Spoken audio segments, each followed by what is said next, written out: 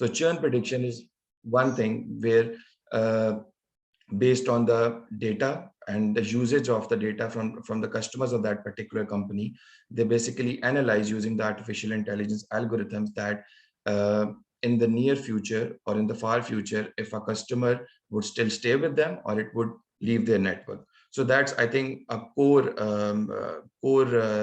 skill or information for any telecommunication sector. Secondly, if we talk about the network optimization, so based on the state of different equipments that are being used, or based on the traffic of data that is being contained in that network. So based on that state, if there is any possibility of a failure or an error, so detecting those or optimizing that detection and efficiently detecting it. So that's where the artificial intelligence algorithms are used. And next is the healthcare. So like we might have observed, so like in different sectors of healthcare, mainly detecting, for example, different diseases. For example, we see about cancer treatment. So even in those parts, artificial intelligence has taken its place in improving the overall steps to that full pipeline of diagnosis, and also the reduction of error. So that's also a field where artificial intelligence is making its mark and coming up with new discoveries. Similarly, new medicines, new drugs are being based on the previous data of already existing medicines. New medicines are being generated, and also in the trial version, based on how effective or how their effectiveness can be improved. So also there, that's where the different domains of artificial intelligence are being implied. And obviously that's if we are developing, if we are at the same time, if we are using different algorithms, and we are also creating systems that at one end the patient would be using. So that's basically improving the overall experience of the patient, and it's basically reducing the time to receive a particular service, a medical service, for example. So that's basically overall improving the experience as well. Okay, so here I would like to share one project in specific that we have worked for another client, Fortune 500 client, that was basically related to the retail. So the main intention was that basically the client wanted to sell different furniture items in a house. So they wanted to give customer that experience that before they buy those products, they can actually, while staying at home, they can see how that particular product would look in their home, be it a living room or a bedroom or any other place. So what this app does is basically, in the first image from the left, for example, it basically measures the room space in 3D. In augmented reality, basically it scans the whole room and it takes the measurements of the room. And secondly, after that, it basically detect different room attributes like the doors or the chairs or the sockets or the windows. And that's where the different, for example, computer vision or detection algorithms come in place. So after taking the measurements and seeing where the different room attributes are, a customer can get a better understanding of where a particular product should be placed. So that's where this app that we developed came into place. And after we have detected different, for example, in the second image, we can see that a door is being detected. So similarly, all the room attributes are being detected. And after that, there's a whole plan of the room is being created in the 2D and 3D version. So this basically helps the customer improve its experience by providing this overall structure to the company, and the company then, based on this overall 3D or 2D space, it recommends the customer that what products would actually suit um, their space. And even using this application, the different products in augmented reality, a customer can actually place within this space and see how, for example, a complete furnitured living room would look, or a bedroom would look. So this is quite an interesting project related to artificial intelligence. Okay, so here I would also like to share some of my professional experiences of working in different businesses that really tried to like integrate artificial intelligence at its core, so they can like dedicate completely to using these algorithms in improving the productivity of their businesses. So there was one application where initially a patient enters its data, and it is shared to the doctor, and based on that, doctor suggests some treatment to that disease or issue that a patient is facing. So what we did was that instead we created an application that could, based on the previous data related to different patients for different diseases or infections, we were able to generate a report that could predict what issue a current patient might be facing based on the basic data that the patient has entered. And that report is then shared with the doctor before the patient has even visited the doctor. So that can give a brief understanding to the doctor that what the patient might be suffering from, and or what might the disease be. So that basically helps in reducing the time and improving the efficiency, both for the client and the doctor.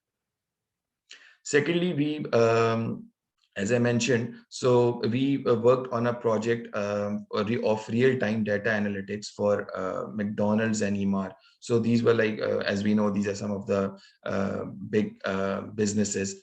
And for example, having simple data, the transactional data for these businesses, they are also acquiring data from different sources. For example, the surveillance cameras. So their intention was that to use that data as well, and to overall improve how we can better know about the, for example, attitude of the customer, or how we can get the analytics and use them to see how we can like improve the overall business. So for that, for example, we created a system where for McDonald's, where there's a parking lot and there are some spaces that are used quite frequently in different hours of the day. So we using that data from the cameras, we used computer vision algorithms that can tell that, okay, which spots are more busy in certain time. So that basically improve their service and their performance in different franchises. Similarly, the fake news detection. So there was another project that I worked on. So basically they were like manually detecting different news from the sources to see if the news is fake or not. But later we started to integrate different natural language processing algorithms that could detect the fakeness of news. And also, for example, if we want to write an article related to any news, but we don't want to like plagiarize it, like rewrite it in our own words. So in that regard, we can use the natural language processing algorithms that could rephrase the whole article without manually performing it. So those were some of the interesting experiences that I came across during my corporate experience. Okay, so in the end, if you think about the future of artificial intelligence, in my opinion, I believe that the future is already today in terms of the different technologies related to this field in different domains and different businesses that we are already using. they are already in place, and top-notch research is already being conducted in different sectors. But what we need to see in the near future is how well we can depend on these technologies, and how well we can replace it with the manual or the traditional methods that we are still taking into use. But how well we can replace them, that's something that AI has to solve in the near future. So thank you.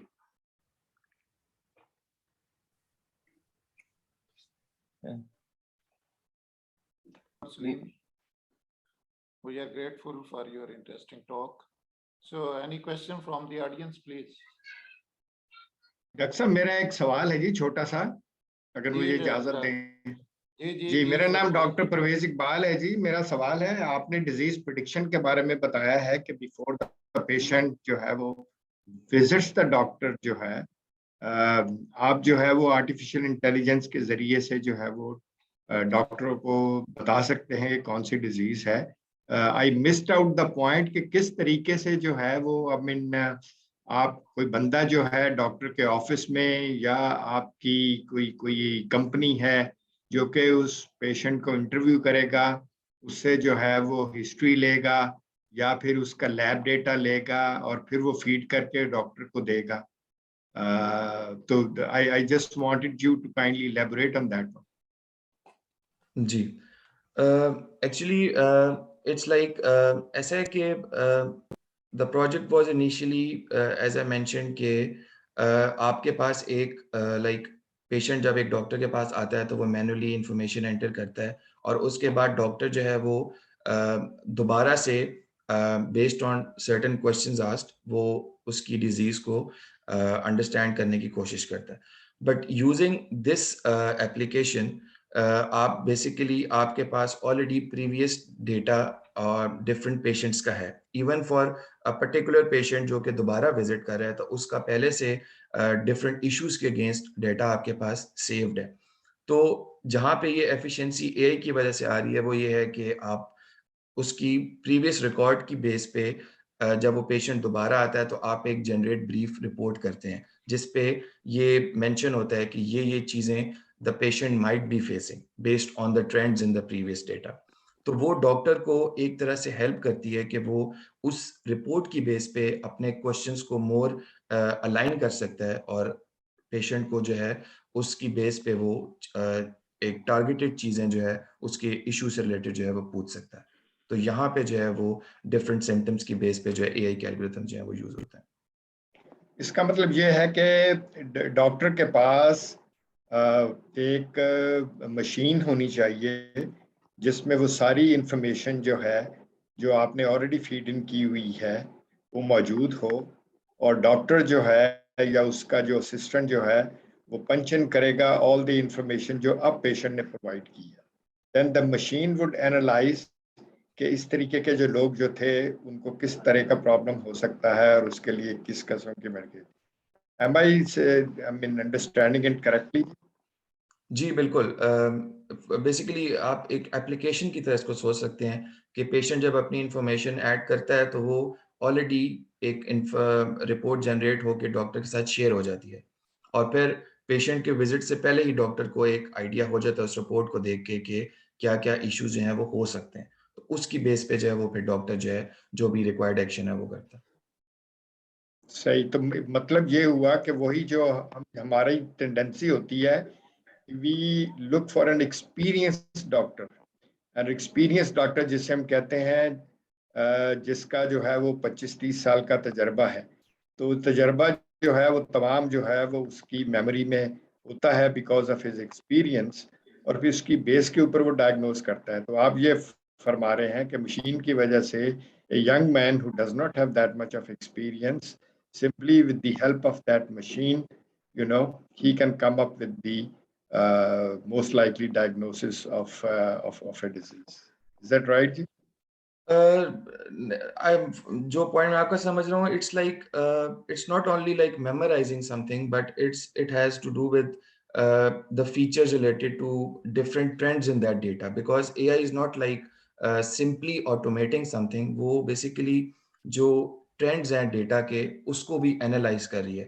For example अगर कोई भी disease है या कोई भी infection है, उसके background में डिफरेंट चीजें हैं, डिफरेंट हैपनिंग्स हैं पेशेंट के साथ, डिफरेंट एक्शंस हैं, तो उस सारी चीज को एनालाइज करके उस ट्रेंड की बेस पे आप एक हाइपोथेसिस जो है वो क्रिएट करते हो।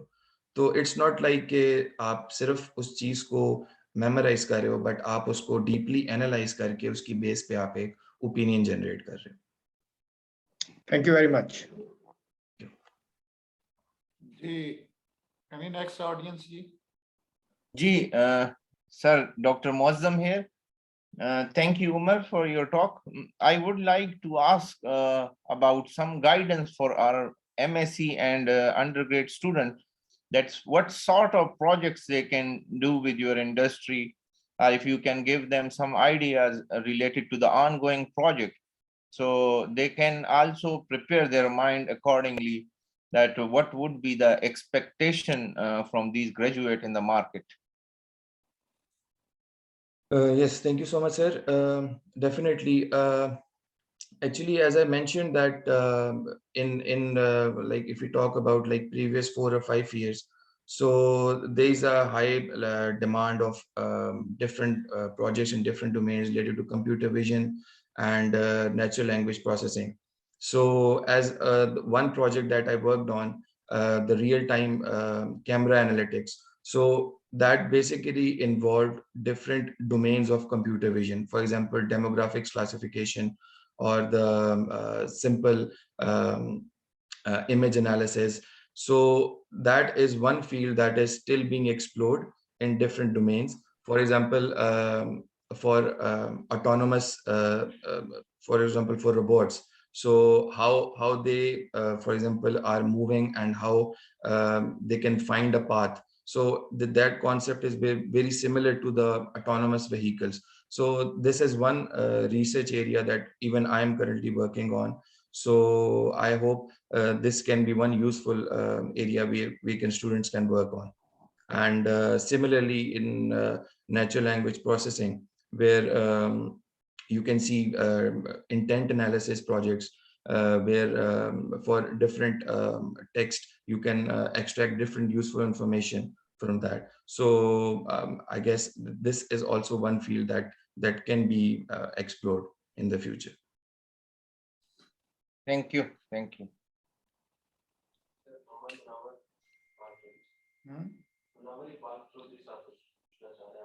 Yeah, Munawwar Iqbal Chaudhary sahab. Assalamu alaikum, sir. Dr. Umar, you explained well the article of artificial intelligence. My concern is that the hypothesis or the model that you explained follows which architecture with respect to artificial intelligence or machine learning or with respect to deep learning. You have designed some architecture in order to explore the benefits of the machine that the actual physician is using, right? What are the pros and cons of that architecture? Would you like to explain, or so that it might help us in the future prediction of the diseases also, please? Okay, so I guess you are talking about the project on detection of diseases, right? Okay, so basically we had different aspects to that project. One was that to use the machine learning, because we had simple the textual data, so that we were using a different machine learning algorithm, for example, for the detection of for you can say the statistical models that we were using for the prediction of the diseases. So we were using different models for that to predict. And secondly, related to that, if we go into, for example, different billings for. अगर आप highlight कर दीजिए कि कौन से models को आपने इसको base बनाया है? जी जी, जैसे मैं कह रहा हूँ कि एक तो फॉर एग्जांपल जो अब इसी से रिलेटेड जो बिलिंग्स की बात है, तो उस पे हमने फोरकास्टिंग मॉडल्स हैं वो हमने यूज किए हैं। फिर स्टैटिस्टिकल जो मॉडल्स हैं वो हमने इसमें प्रिडिक्टिव और स्टैटिस्टिकल मॉडल्स जो हैं, जिसमें आप यूजिंग डिफरेंट स्टैटिस्टिकल इंफॉर्मेशन आप जो है इंफॉर्मेशन एक्सट्रैक्ट करते हो अपने प्रीवियस डेटा से, क्योंकि टेक्सचुअल डेटा है। कंप्यूटर विजन के लिए आपके लिए ऑब्वियसली वो आपको फिर इमेजरी डेटा पे जो है वो आप काम करते हो। तो अगर आपके पास like image for example image segmentation है और यूजिंग इमेजेस आप डिजीज को डिटेक्ट करना चाह रहे हो, तो फिर आप कंप्यूटर विजन के डिफरेंट एल्गोरिथम्स हैं उनकी तरफ आप जा सकते हैं। But for machine learning and textual data, these are some of the model, predictive models हैं और स्टैटिस्टिकल मॉडल्स हैं, वो आप यूज कर सकते हैं इसमें, जिसमें आप स्टैटिस्टिकल वैल्यूज की बेस पे अपने डेटा से जो है प्रेडिक्शन करते हैं। Dr. Umar, the idea that I understand is that actually you did not deploy a single model, but instead you deployed a hybrid technique that uses different statistical data analyzing techniques. Am I right? Yes, basically it has to do with the statistics as well. It has to do with different feature extraction as well. Like for a data, you have to extract different important features as well that can help you in predict, get to the output. So that involves feature engineering as well. That involves statistical approach as well. So basically, it's kind of a hybrid that we can use for these type of problems. Okay, right. Thank you, Dr. Umar. Thank you. Thank you. Thank you, sir. Yeah, is there any other subject? So anyone else?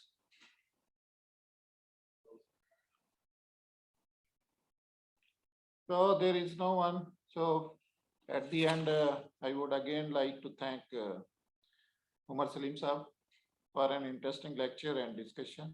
So thank you very much for sparing time. And whenever you are in Islamabad, then we would be happy to meet you in Pakistan Academy of Sciences. So always try Thank you. to spare some time. So thank you Thank very you. much.